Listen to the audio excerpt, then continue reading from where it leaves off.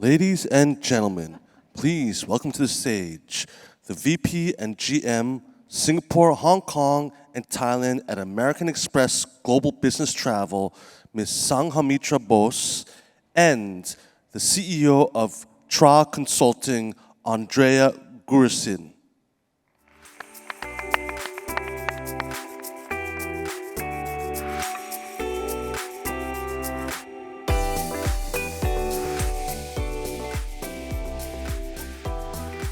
Good afternoon. Good afternoon, everyone. I will be the moderator, so I will take the floor. And it's an honor to be here. Really, really interesting presentation. Lovely place here, Thailand. And we are really in a topic that is really important for the future. And is a topic, as Siew told very well, that we have to think and we have to use also in the positive way. It's not just a cost. We have to think really how to reduce the cost, how to increase the revenues, as you show very well. So it's very, very interesting what you show in your presentation. Sang, from your perspective, I start from you because you arrived right now on the floor. From your perspective, there's a topic that was, we spoke before, that it was exactly about aviation, so a part of the supply chain that you show very well, Eric. So about the supply chain and the aviation, one element that is very, very interesting is the SAF. All the people speak about the SAF, the Sustainable Aviation Fuel, and I know that, of course, for many airlines, when I spoke with different CEOs of the airlines, is a cost, especially in Europe, where you have a very strict target to arrive to the 10% in 2030 about SAF for all the airlines. So from your perspective, because you are working on this subject with all the different players, what is needed in this sector? What we can do it to reach the sustainability in our sector more and more? So that's a really, really interesting question, and yes, absolutely at a very opportune time. I think when we talk about SAF or Sustainable Aviation Fuel, the interesting thing is what is it and how much of it is available today? And we were having a conversation today afternoon where we discussed about how SAF today is primarily generated from used cooking oil. And if you put all of McDonald's and Burger Kings and everyone together and ask them to donate this oil, it will still not make up 10% of what is needed. So the key thing is that there isn't enough SAF. And to have that production go up, we need to create demand. So I think a big part of getting SAF into airlines to a level where it becomes viable and at the same time meets sustainability goals, you have to create demand. And that's where my organization, GBT, is partnering with Shell Aviation in that they are aggregating the supply and we are trying to aggregate demand with our customers so that we can then channel it towards aviation and make sure that the fuel is there in terms of quantity to be used. Yeah, so this is very interesting because also it's related to the regulation. You asked exactly, and it's coming in Europe. I come from Italy and Spain. So Europe many times put very strict regulation on sustainability in general. We heard a few days ago about France, the ban for just 3 routes where there's a high-speed train, the flight can travel. Especially for some city, think about Paris-Lyon, that is a typical connection. In Italy, we have also a high-speed rail that is quite developed in other countries in the area. Korea, Japan is very well developed, China, of course. But of course, the strict regulation many times, Eric, is a big challenge because it's not easy, and many times it's coming from Europe that, as it was told very well by Professor, that it's really maybe tough for other countries, a developing economy to reach that kind of target, especially if you think about tax emission, carbon tax, and so on. Yeah. So, Eric, from your perspective, the regulation from EU that is coming from you is very tough also for this area, for APAC area. Do you think it is possible to think targets that are closer to the reality here or not? Well, I think that regulation, yeah, we're seeing this on the travel side because of the emissions for the transport. On the hotel side, it's a little more nuanced. It's actually more on the side of Siew Kim's world of regulation in the investments. So if you're investing in a hotel or an asset, it needs to have certain criteria, and that's going to become more common, I think. Now, the interesting thing, though, about regulation, and then there's corporate level regulation about supply chain human rights, which affects all companies of all sizes. But in the hotel context, then, regulating specifically hotels, there's really the opportunity, as I referred to in GSTC, which is what can you do to demonstrate criteria that are very localized and process-based. And if those kind of criteria are put in place, then it's better. But that's where you need to be careful, because there would be some backlash. I mean, one of the things we had trouble with in developing something called the Hotel Sustainability Basics with World Travel and Tourism Council, trying to identify what are the 12 basic things anyone should do at a hotel across the world. How do you treat diversity and inclusion globally? What is the minimum common denominator? And so regulating around some of these social issues can be a tough one.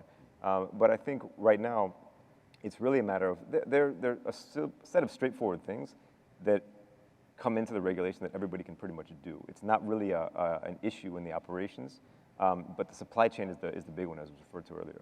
Yeah, thank you. And another point, Eric, that you have in your presentation that was very good, that about renewable energies, that is a typical element, especially for Europe. Think about us right now, that we were dependent for energy from Russia, from gas from Russia, and right now due to the situation is very, very expensive. It's very difficult to find. So renewable energy, of course, is an opportunity. It's an opportunity for buildings, for for the sector in general.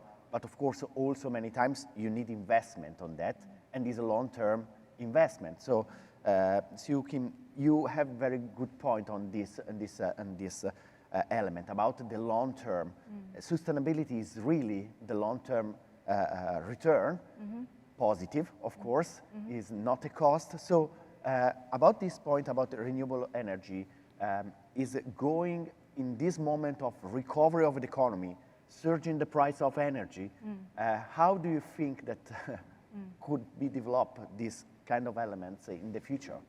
Okay, so in our work, development, design, and then the operations, so we look at it in the whole ecosystem, right? So very importantly, when we invest in a project, of course, we look at the green elements, we impute certain carbon tax, we look at the emissions, and we look at the capex we need to incur to green the building, to make it more efficient, so that it's investment. And then there is the development part of the world, where we buy land, greenfield, and we develop. And when we do the design of the building, the design aspect of the building has to take into account what we call the avoid part, meaning reduce as much of the energy usage in the building as much as possible from the design phase. And then putting it in a very efficient system, and then you look at renewable energy at the end. So you start with the design part of the equation. So I guess renewable energy, 100% totally support. The carbon tax will come and kill you eventually. Singapore is probably one of the few countries, in fact, probably the only Asian countries that's having carbon tax, right? It started off with $5 per ton on greenhouse emissions. It's just gone up to $25 from 2024, and it will go up to $45 and then $50 to $80. So it's going to cost a lot more if you're not green or you're not buying renewable. So the operational costs will continue to go up. So 100% renewable energy.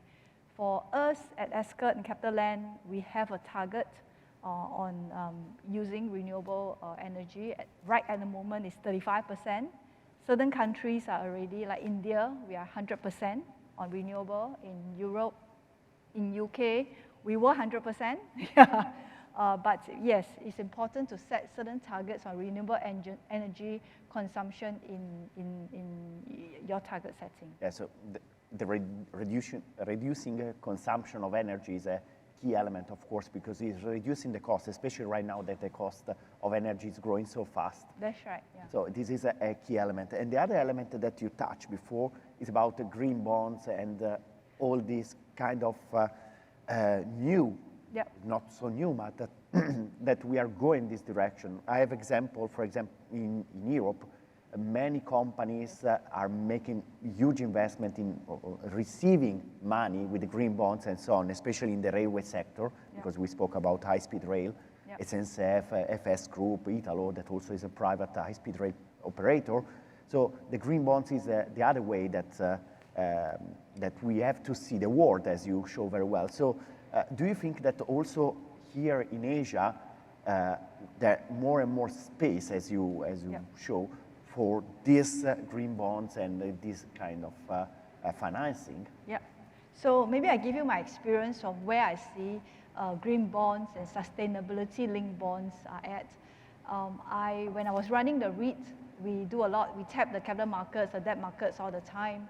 Just last year, when I was setting up the sustainability-linked bond, I was reaching out to the bankers and asked, hey, you know, will I get better pricing if I were to issue a green bond or sustainability-linked bond? And in this part of the world in Asia, it was not so receptive, last year, right? But I went ahead, set up the framework, and we were ready to launch in April. At that time, the market was really good. Liquidity was all-time high in April this year. And we were able to tap the market with an issuance of sustainability-linked bond, and we had a better pricing in terms of the bonds I would have been issued at green versus non-green. And that could happen because a lot of debt investors, they have their own target to invest in green bonds. So within the banks and the debt market, they are also green focused. They have allocation, they need to invest X amount of their investments into a green investment. And therefore, through that, there's a lot more liquidity, and it kind of drive up the pricing quite a bit for us. So yes, in Asia Pac is coming, and definitely a stronger demand for green issuance. This is great, because in Europe it's really difficult not to find this kind of financing like green bonds that is going faster and faster, and the use is bigger and bigger. Eric, I come back in this direction. Eric, I think that what is very interesting right now, we are in recovery, of course, with many question marks due to we know about what's happening in Europe and the US with the big inflation that is already here. So there's a monetary policy of the Fed or BCA, ECB that are very narrowing right now, so it's not easy. But at the same time, how in this moment of new normal, new recovery, how can we avoid the mistakes that we made before the pandemic, so the world before 2020, for the sustainability in our sector? Well, I think, yes, there's that focus on recovery first, but what's happened now in the last few years, or especially the pandemic, sustainability is front and center in the minds of people. And so the way to do it is to consider sustainability and have it being present in your decisions and everything. So for example, events are a great place to do this and think about it. Fortunately, I got plastic bottled water here. And again, TCEB, by the way, the CVB of Thailand is actually one of the most advanced and innovative CVBs in terms of sustainability. They do a lot. They offer a lot. But in the commotion, stuff like this happens. And I saw there's like an advertisement for the benefits of PET. Strange one. I mean, but again, this is the kind of thing that this is the consumer's mind is now looking at this. And so don't downplay whether they want it or not. If you go to a hotel and say, look, 20% of our customers want free Wi-Fi, don't want to pay for it. They're like, oh, I got 20%, I'm going to go do it. But you say, oh, 20% want X in sustainability. Oh, no, they're not going to pay for it, I'm not going to do it. The mindset is changed. So I think that's, and now I just read research that like 80% of younger generation doesn't believe companies' claims on green products and labels. So that's the piece that you should look at is to have it considered in every stage of your decision making across whatever business you're in. I mean, that's the case. The customer is looking at it. I mean, I think it was best said by the late, great Barry White. You say there's a lesson you want to teach? Well, here I am, baby. Practice what you preach. Yeah, and one of the elements that you touched very well is the customer that is changing. I'm lucky to be professor in Italy, but also in the US, and I see the new generation, okay, 20 years, guys and girls that are students from different parts of the world, but sustainability is really a normal thing. Maybe for my generation, I'm 40, is not so, it's something that is coming, but for the new generation, it's something that is already there. And company, of course, big companies have to face to this change, and they have to follow this change and help this kind of change, also for the big corporation and so on, because of course, young generation search for different things, and that is already there. So what is the view from your perspective, of course, for this area, on this element of sustainability in this moment of recovery, of course, what is your view also for the consumer, for the customer that you have it? Sure. So I think the first thing you said, and I absolutely agree, is that the younger generation are far more clued on to what they need to do for a sustainable future than any of us are, right? And they live it and they breathe it every day. In terms of bringing the conversation back into travel and the fact that we have returned to travel this year has posed a challenge, I think, in the minds of many organizations, because in the last, I would say the last 4 years, they've committed to reducing their carbon emissions, reaching net zero in 2030 or 2050. In the 2 years of COVID, we didn't travel. So that was a simple answer. I reduced my carbon emissions, I didn't travel. But now travel is back. And so I think there are several things that companies are looking at. First thing is, how do you track? How do you know what your carbon emission is? Is there a consistent standard by which you can track and report on carbon emissions? The second thing is, how do you channel your travelers towards greener options? So you have to look at your travel policy, you've got to tweak your travel program so that you're actually channeling that behavior. Third is, how do you procure green?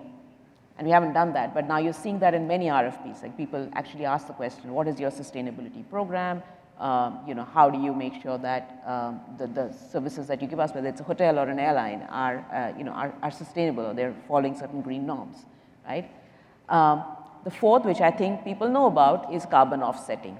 It's the buzzword. Yes, we travel, but hey, we buy carbon credits and we fund an Amazon forest. But that is only, it only results to that much. You can only offset that much, right? The intent is to reduce, and you can't reduce it by offsetting. So that is where companies have to look at. I don't think, I wouldn't even say that they need to look at or should look at, but they have to look at options in which you can reduce carbon emissions. People are taking baby steps, like they're saying to your questions, can you take a high-speed rail instead of flying? But that will only reduce, what, 20–30% of your emissions? To reduce 100%, you have to go after renewable energy sources. And for organizations that are, I would say, in sectors where you don't have a manufacturing plant, so consulting companies, financial companies, you can only reduce your scope 3 emissions, which is real estate and travel, as we talked, right? So therefore, actually investing in things like sustainable aviation fuel or any other renewable form of energy becomes really, really important for travel and for organizations that have travel. So, I think these are the areas that companies are already looking at, but if they're not, I think that's the first place to start. There was I just wanted to add, a few years ago when I went to Japan to visit our properties, and we would have, how in a hotel we would have small amenities, single-use bottles, and I'll ask my Japanese colleague, why can't we change it to a big bottle, right? And they go, no, we can't do that, it's not culturally not acceptable. But now, everyone expects to see big bottles of amenities in a hotel, right?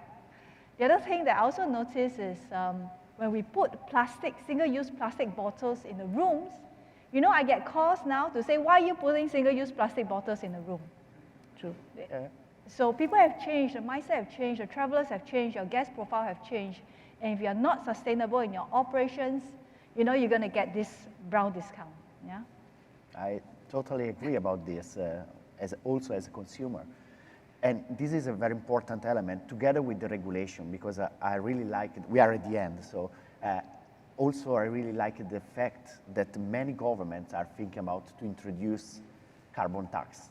Singapore, for example, but in Europe, many governments have already there. You know that also aviation industry have some problems about that, because they, especially in Europe, they have to pay for something that maybe in other part of the world what I try to convince when I speak with the politicians is be careful to introduce really at global level some measure, because if you put just in some region and not in another region, of course you create a problem of equilibrium of that side, of that kind of regulation. So this kind of regulation is really hard to introduce. Maybe we need more, but I think it's more and more important to change the mentality, what we saw, the changing of mentality of young generation. This make a big step for our sector, for all the supply chain, as Eric showed very well. Just another example, also airport net zero. We are going for that in many airports in Europe, but also I think here in Asia. That is something that we are going, that is something that is natural. So I'm very happy that we have this 20 minutes discussion, exactly time finished now, and very, very great panelists. So really thanks to you, and a big round of applause for you. So thank you again. Thank you.